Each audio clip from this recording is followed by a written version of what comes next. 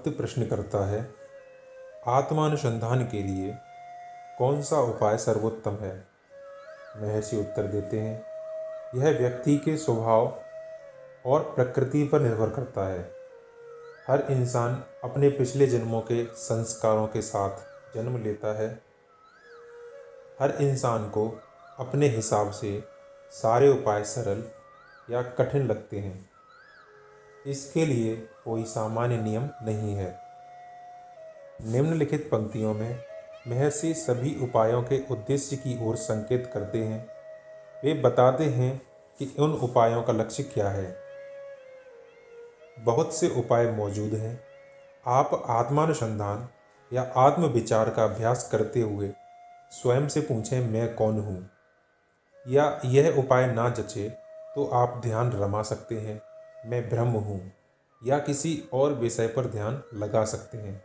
किसी मंत्र आदि पर भी ध्यान लगाया जा सकता है। किसी भी वस्तु का प्रयोग इसलिए किया जा रहा है कि आपका मन एकाग्र हो सके और इस तरह आपके मन में कोई और विचार पैदा ना हो।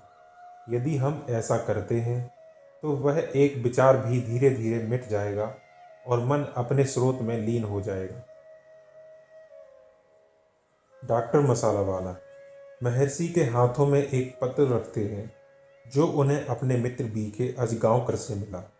वे 35 वर्षीय सज्जन ज्ञानेश्वर महाराज के अनुयायी थे, जिन्होंने 28 वर्ष की आयु में ज्ञान प्राप्त कर लिया था। पत्र में लिखा था, आप मुझे पूर्ण कहते हैं, इस संसार में कौन पूर्ण नहीं है? महर्षि सहमत हुए और अपने सुबह वाले प्रवचन को आगे बढ़ाते हुए कहा, पहले हम स्वयं को सीमित कर लेते हैं और फिर असीमित होना चाहते हैं, जो कि हम सदा से ही रहे हैं। हमारे सारे प्रयास इसी दिशा में हों कि हम स्वयं को सीमित मानना छोड़ दें। इसके बाद पत्र में लिखा है, रमन महर्षि ने अद्वैत वेदांत के अजात सिद्धांत का प्रतिपादन किया। निस्संदेह यह थोड़ा कठिन है। यह सुनकर महर्षि कहते हैं, किसी ने उनसे ऐसा कहा होगा। मैं केवल अजात सिद्धांत ही नहीं सिखाता, मैं सभी सिद्धांतों को मान्यता देता हूँ। श्रोता की क्षमता के अनुसार ही उसे सत्य अलग अलग रूपों में सुनाया जाता है। अजात का सिद्धांत कहता है, केवल एक यथार्थ के अतिरिक्त कोई अस्तित्व नहीं है। कोई जन्म या मृत्यु नहीं होते। केवल अविकारी आत्मा ही सच्चा अस्तित्व है। कोई साधक या मुमुक्षु नहीं, कोई मुक्त नहीं, कोई बंधन नहीं और ना ही कोई मुक्ति है। केवल ऐक्य ही सर्वदा बना रहता है। जो इस सत्य को स्वीकार नहीं कर पाता, वह प्रश्न करता है कि हम अपने आसपास दिख रहे ठोस संसार को अनदेखा कैसे कर सकते हैं। उन्हें कहा जाता है, आप जो भी देखते हो वह दृष्टा पर निर्भर करता है। दृष्टा के अतिरिक्त देखने के लिए कुछ नहीं है। इसे दृष्टि सृष्टिवाद कहते हैं।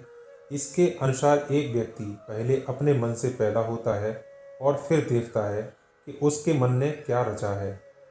जो लोग इसे भी समझ नहीं पाते, वे इसके आगे तर्क करते हैं। सपने का अनुभव तो छोटा होता है, परंतु संसार तो हमेशा बना रहता है। सपने का अनुभव तो मेरा था, परंतु संसार तो केवल मेरे द्वारा नहीं, बल्कि सबके द्वारा देखा जाता है। हम ऐसे जगत के लिए कैसे कह सकते हैं कि इसका कोई अस्तित्व नहीं? इसे सृष्टि दृष्टिवाद कहते हैं।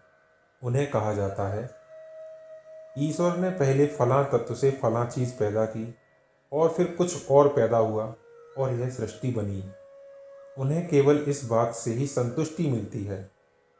अन्यथा वे स्वयं से प्रश्न करते हैं, ये सारा भूगोल, नक्शे, विज्ञान, तारे, नक्षत्र, ग्रह आदि असत्य कैसे हो सकते हैं? उनसे यही कहना बेहतर होगा, हाँ, ईश्वर ने यह सब रचा है, इसलिए आप इसे देख सकते हैं। डॉक्टर मसालावाला ने आपत्ति की, परंतु ये सभी दिशाएं सत्य नहीं हो सकती।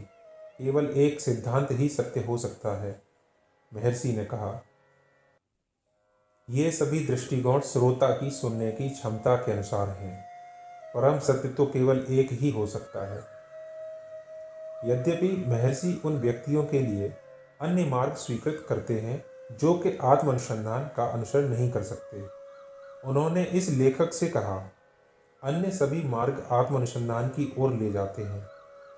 यदि कोई भक्त यह पाता है कि कोई अन्य कम सीधा रास्ता उससे बढ़िया बढ़िया है, तो महर्षि उसका तब तक पथ प्रदर्शन करेंगे जब तक कि वह धीरे धीरे आत्मानुसंधान की ओर स्वयं को नहीं ले आए। भगवान को जानने के जिज्ञासुओं के लिए असंख्य उपायों पर चर्चा करते हुए महर्षि कहते हैं, प्रत्येक व्यक्ति को अपने रास्ते पर जाने का अवसर मिलना चाहिए। हो सकता है कि वह रास्ता केवल उसके लिए बना हो, उसे हिंसात्मक रूप से किसी दूसरे पथ पर ले जाने से कुछ नहीं होगा। गुरु स्वयं इस पथ पर उसके साथ होंगे और धीरे धीरे सही समय आने पर उसे उचित पथ पर वापस ले आएंगे। मान लेते हैं कि एक कार अपनी पूरी गति से भागी जा रही है। अगर आप इसे अचानक रोक देंगे तो यह वहीं पलट जाएगी। अन्य उपाय अनिवार्य तौर पर आत्म अन्वेषण से बाहर नहीं है, बल्कि उनमें से कई तो इसके साथ बहुत अच्छी तरह शामिल भी हो सकते हैं। सत्संग। किसी भी ज्ञानी व्यक्ति की उपस्थिति मुक्ति पाने में सबसे अधिक सहयोगी हो सकती है। इसे सत्संग कहते हैं, यानी अस्तित्व के साथ साहित्य मेल। इस जगह पर भी महर्षि कई बार कहते थे कि आत्मा ही वास्तविक अस्तित्व है, इसलिए सत्संग के लिए किसी भौतिक रूप की आवश्यकता नहीं है, परंतु फिर भी उन्होंने इसके लाभों की जानकारी भी दी है। जिन मुनियों या संतों को सत्य का ज्ञान हो गया हो, उनका साथ भौतिक आसक्ति से मुक्त करता है। इसी तरह मन से जुड़े मोह भी टूटते हैं। जिनके मन के मोह नष्ट हो जाते हैं, वे उस एक के साथ लीन हो जाते हैं जो स्थिर और गतिहीन है। वे जीवित अवस्था में ही मोक्ष पा लेते हैं। ऐसे संतों का साथ बहुत ही आनंददायक होता है। आत्मनिष्ठ महात्मा के सत्संग से आत्म विचार पैदा होता है, जिससे इसी जीवन में वह प्रशस्त सहज अवस्था मिलती है, जो प्रवचन सुनने, धर्म ग्रंथों का अध्ययन करने, उनके अर्थों का मनन करने, सत्कर्मों से या अन्य किसी भी कार्य से प्राप्त नहीं होती। अगर संतों का साथ मिल जाए तो आत्म अनुशासन के विविध साधनों का क्या अर्थ है। अगर हमारे आसपास ठंडी बयार बह रही हो तो हमें पंखा चलाने की क्या जरूरत है। मानसिक और शारीरिक क्लेश को चंद्रमा की किरणें शांत करती हैं। वासना व दुख को कल्प वृक्ष नष्ट कर देते हैं। गंगा के पवित्र जल से पाप धुल जाते हैं। ये सभी कष्ट केवल ज्ञानी संत जन के दर्शन मात्र से दूर होते हैं। किसी संत की कृपालु दृष्टि के आगे तीर्थों के पवित्र जल, माटी और पाषाण से बनी देव मूर्तियों की कोई तुलना नहीं। ये सभी असंख्य दिनों की कृपा के बाद शुद्ध करते हैं, परंतु ज्ञानी संत तो अपनी दृष्टि मात्र से शुद्ध करने की क्षमता रखते हैं।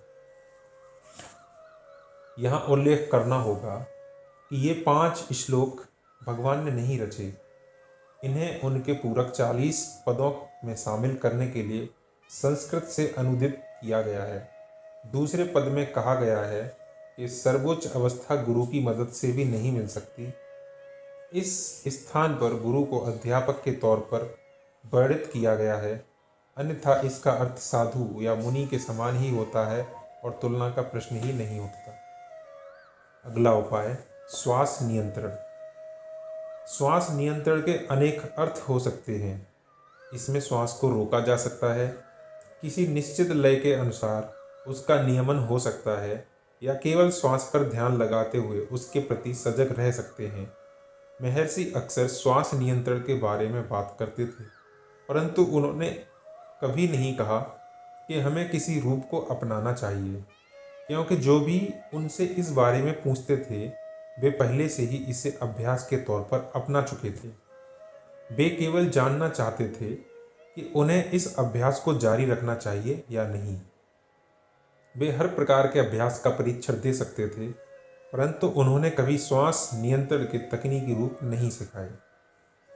अष्टांग योग के तत्वों पर विस्तृत ग्रंथ पहले से उपलब्ध हैं, इसलिए यहाँ केवल वही जानकारी दी गई जितनी जरूरी है। जो भी इस बारे में अधिक जानकारी चाहे उसे किसी अभ्यासरत योगी के अनुभव से शिक्षा लेनी चाहिए। जब महर्षि से पूछा गया कि श्वास नियंत्रण को किस रूप को अपनाना चाहिए, तो वे श्वास पर ध्यान लगाने को ही प्राथमिकता देते थे।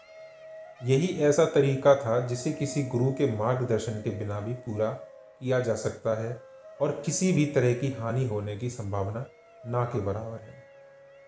श्रीमान प्रसाद ने पूछा कि क्या श्वास नियंत्रण का नियमित उपाय उचित नहीं है, जिसमें श्वास को रोकने के बाद उसे 1:4:2 के आवर्तन में छोड़ा जाता है।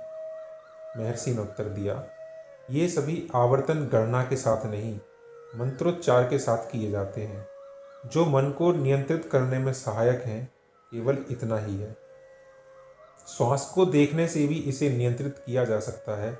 श्वास को रोकना एक हिंसक उपाय और किसी योग्य गुरु के मार्गदर्शन के अभाव में साधक के लिए हानिकारक भी हो सकता है, परंतु केवल श्वास को केवल देखना सरल है और इसमें किसी तरह का जोखिम भी नहीं है। महर्षि श्वास नियंत्रण के लिए तकनीकी बताते हुए पूरी सजगता रखते और उनका मानना था कि ये केवल मन को नियंत्रित करने का एक चरण भर था। योग तंत्र के नियम के अनुसार जो विचार का स्रोत है वही श्वास और प्राण ऊर्जा का स्रोत भी है। अगर उनमें से एक को सही तरह से वश में कर लिया जाए तो दूसरा भी स्वयं ही वश में आ जाता है। मन का स्रोत भी वही है जो श्वास और प्राण ऊर्जाओं का स्रोत है। विचारों का ढेर ही मन को बनाता है। मैं का विचार मन का आदिम विचार है और स्वयं अहम है, परंतु श्वास का स्रोत भी वही है जहाँ से अहम का उदय होता है। जब मन शांत होता है तो श्वास और प्राण ऊर्जा का प्रभाव भी घटता है। श्वास और प्राण ऊर्जा को मन के स्थूल रूप भी कहा गया है। मृत्यु के समय तक मन भौतिक देह में इन्हें बनाए रखता है और जब प्राण नहीं रहते तो मन इन्हें अपने साथ ले जाता है। हालांकि नींद के दौरान प्राण ऊर्जा अपना काम करती है, परंतु मन प्रकट नहीं होता। यह दैवीय नियम के अनुसार है और देह की रक्षा करता है। यह नींद के दौरान इस संदेह को भी दूर करता है कि कोई व्यक्ति जीवित है या मृत। यदि प्रकृति ऐसा प्रबंध ना करती तो लोग सोए हुए लोगों को मृत समझकर दाह संस्कार कर देते। मन श्वास के साथ दिख रही प्राण ऊर्जा को पहरेदार की तरह दर्शाता है, परंतु जागृति और समाधि की अवस्था में जब मन का प्रभाव नहीं रहता तब श्वास भी मंद हो जाती है। यही वजह है कि मन को वश में करने के लिए श्वास का नियंत्रण किया जाता है, परंतु यह उसे उसके अंतिम लक्ष्य तक नहीं ले जा सकता। श्री महर्षि ने श्वास नियंत्रण का जो उपाय बताया वह केवल उनके लिए है जो मन को प्रत्यक्ष तौर पर नियंत्रित नहीं कर सकते। एक भक्त प्रश्न करता है, क्या श्वास को वश में करना अनिवार्य है? महर्षि कहते हैं, श्वास नियंत्रण एक ऐसा उपाय है जो भीतर की ओर जाने में मदद करता है। मन को वश में करके भी अपने भीतर उतरा जा सकता है। मन शांत होगा तो श्वास भी सहज हो जाएगी। श्वास नियंत्रण की जरूरत नहीं, मन का नियंत्रण करना ही बहुत होगा। श्वास नियंत्रण का उपाय उन्हें दिया जाता है जो अपने मन को सीधे वश में नहीं कर सकते। अगर चित्त को वश में करना हो तो उसके लिए आत्म अन्वेषण से बेहतर कोई उपाय नहीं हो सकता। हालांकि दूसरे उपायों से मन वश में आ जाएगा, परंतु उसे वापस अपनी पुरानी अवस्था में आने में देर नहीं लगेगी। उदाहरण के लिए, जब मन को श्वास नियंत्रण से वश में किया जाता है तो यह तभी तक बस में रहता है जब तक हम श्वास को नियंत्रित रखते हैं। ज्यों ही हम श्वास को मुक्त करते हैं, मन भी मुक्त अवस्था में आ जाता है और बाहर आते ही यह पुनः अपनी पुरानी प्रकृति में भटकने लगता है। इस तरह जो लोग महर्षि के बताए पथ पर इसका पालन कर रहे हों, उन्हें पता होना चाहिए कि इसका त्याग कब करना होगा। महर्षि कहते हैं, श्वास नियंत्रण मन को बस में करने के लिए दिया गया है। ऐसा करने की सलाह उन्हें दी जाती है जो मन को बस में करके एकाग्र नहीं कर सकते। ऐसा करना अनिवार्य नहीं है। आप इसे आरंभ में तब तक प्रयोग में ला सकते हैं जब तक मन बस में नहीं आता। जब मन बस में आने लगे तो इसका प्रयोग करना बंद कर देना चाहिए। महर्षि कहते हैं, श्वास नियंत्रण भी सहायक हो सकता है। यह उन उपायों में से है जो मन को एकाग्र करने के लिए बने हैं। श्वास नियंत्रण मन को भटकने से रोकता है और उसे एकाग्र होने में मदद करता है। इसलिए इसका उपयोग किया जा सकता है, परंतु इसके उपयोग के साथ ही संतुष्ट नहीं होना चाहिए। हो सकता है कि श्वास को बस में करने के साथ ही साधक को कुछ अनुभव हो। उसे केवल उनसे संतुष्ट होने की बजाय निरंतर अपने मन से यह प्रश्न करते रहना चाहिए, मैं कौन हूँ। यह प्रश्न तब तक किया जाना चाहिए जब तक चित्त स्व में लीन नहीं हो जाता।